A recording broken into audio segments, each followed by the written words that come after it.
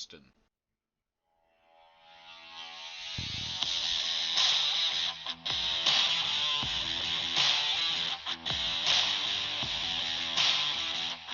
Winning Time, starring Quincy Isaiah, John C. Reilly, Hadley Robinson, Jason Clarke, Adrien Brody, Jason Segel, and Solomon Hughes, is a story about the professional and personal lives of the 1980s Los Angeles Lakers, one of the sport's most revered and dominant dynasties, a team that defined an era both on and off the court. I'm going to first get it out of the way that I'm not the biggest basketball fan in the world. I was really into the Oklahoma City Thunder as a kid, and basketball was definitely the first sport that I really liked, but now I really only watch college basketball. I really liked The Last Dance, and Winning Time Season 1 had a lot of hype around it, and I was pretty interested in it, and I had a couple friends recommend it to me, and then I decided to watch Season 1 and absolutely loved it. I could not wait for season 2. I was surprised that they did a season 2 because I thought that, season 1 was almost a perfect conclusion and it was just going to be about the first year of the Lakers. But I was wrong. We got a season 2 and it was fantastic. So let's get into the good about Winning Time season 2. The best thing that I can say about this show is John C. Reilly. He absolutely disappears as Jerry Buss. His portrayal of Jerry is absolutely phenomenal. You don't know whether to like him. You don't know whether to absolutely despise him for how he treats his daughter Jeannie. You don't know what to think about him, and that's all because of John C. Reilly's performance, and he's absolutely amazing in doing so. Adrien Brody as well as Pat Riley. Seeing him come into his own as a coach this season is so fun to watch. I'll get more into the dynamic between him and Coach Paul Westhead, but just seeing Pat go from this timid guy who nobody really respects, nobody really listens to, and then I think it was in episode 6, just punching the whiteboard and just going on a massive rant and making everybody have to respect him.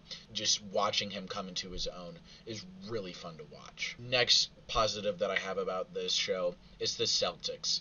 They are an absolutely amazing villain, and they get very humanized in this season because season 1 it was just fuck Boston nonstop. But in episode 4 of this show, it really takes a focus on Larry Bird, and just watching him go to practice at Indiana State and ball out in his jeans was really fun to watch. Larry Bird just himself as a character is absolutely amazing. They didn't do too much with him in season 1, but in season 2, the depth that they add to him is absolutely amazing. Another positive about the show is the team drama that there was with Paul Westhead over the off season after their first championship, and how much control he had and how much control he wanted, and the power struggle between him and Jerry West and the rest of the executives. And Paul definitely got the power, he got control. Once Magic kind of said, fuck you, Paul lost all control and he was fired from the team, which led to Pat Riley becoming the head coach. But just how they handled that dynamic of like season 1 it was Pat and Paul, just it was them against the world, having that turned into Paul just kind of shoving Pat away and Pat being okay with it. And you just watch Paul and you just absolutely despise him by the end of this. That just shows that this show perfectly encapsulates what sports is. It's the perfect drama. There's so many moving parts, there's so many moving pieces that you have to keep in line. All the drama between Magic and the rest of the team because Magic and Norm were feuding for a while. You have the drama between Kareem and whether or not he is going to come back at certain points, whether or not he was going to go to New York, whether or not that he was going to get traded. The drama in the front office between Jerry not being able to figure out what the fuck he wants to do. And speaking of Jerry, he was handled a lot better in this season. Jerry West came out very critical of the show and felt like it did not represent him how he actually was. And a bunch of Lakers executives are just like, no, this is not Jerry West at all. And I definitely feel like they listened to that and they toned it back a lot in season 2. I absolutely love 70s and 80s music, and this show uses a ton of absolutely amazing songs. I just got done watching season 2, obviously. I just got done with the final episode. They used Life of Illusion by Joe Walsh, which I felt was an absolutely perfect song to use for explaining Jerry's fake marriage that he had, and just how much of an illusion that it was. Jeannie Buss in this show is also amazing, just seeing her and how much she cares, how much she tries to balance spending time with her father and trying to impress him, and just kind of realizing like he's never going to recognize me. And then in this final episode, he kind of does realize, oh, like she's the one that needs to be taking over this team when I'm gone, not my sons, was really satisfying. That's about the best conclusion that we get. The biggest gripe that I have with season 2 is how they handled Claire, and they didn't use her at all outside of the first like 2 episodes, and then the final one, like she just was not in episode 3, 4, or 5, or 6. And if she was, it was very minuscule. And then the one big scene that she has in the 7th episode is just really out of place, and I don't feel like it was her at all.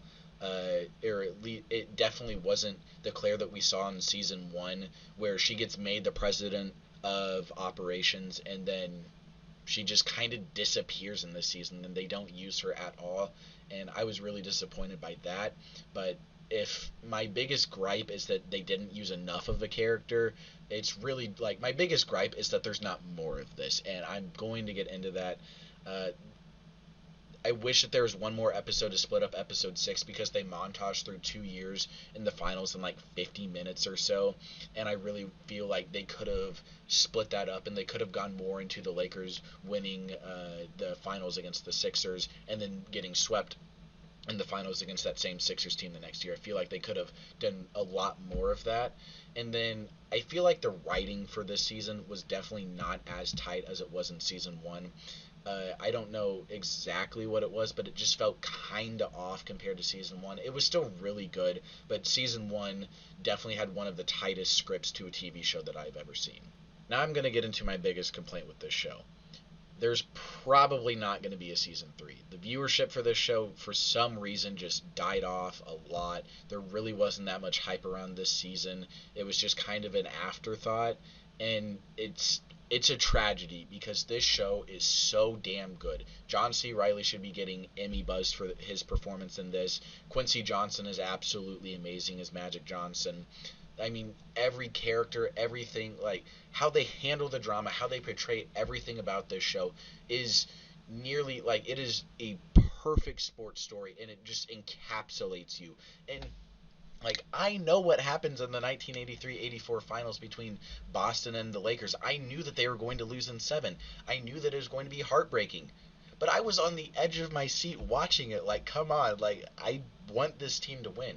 But it just never happens, and we're never gonna get to see them beat the Celtics 2 times like they do in the 8 later on, because at the end of the show it just says the Lakers go on to beat the Celtics 2 times, and you finish it so incredibly unsatisfied, and just knowing that we are like 99% likely we are not going to get a season 3 is so disheartening. It makes me so upset, because this show is so damn good, and I really wish that it got a season 3. Uh, if it ever does get a season 3, I will happily watch it. I will happily review it again, because this is genuinely one of my favorite shows that I've watched. Again, I cannot recommend this show enough. Go watch it. Hopefully one day they do make a season 3, but if they don't, it ends on a very unsatisfying note with a just really shitty montage of pictures at the end, where it's just like the Lakers go on to do this, the Celtics go on to do this, Magic Johnson gets AIDS. It's like, really? So I'm really disappointed learning that we're probably not going to get a season 3, but I cannot recommend this show enough. It is still one of the greatest pieces of sports entertainment that is not just actually sports.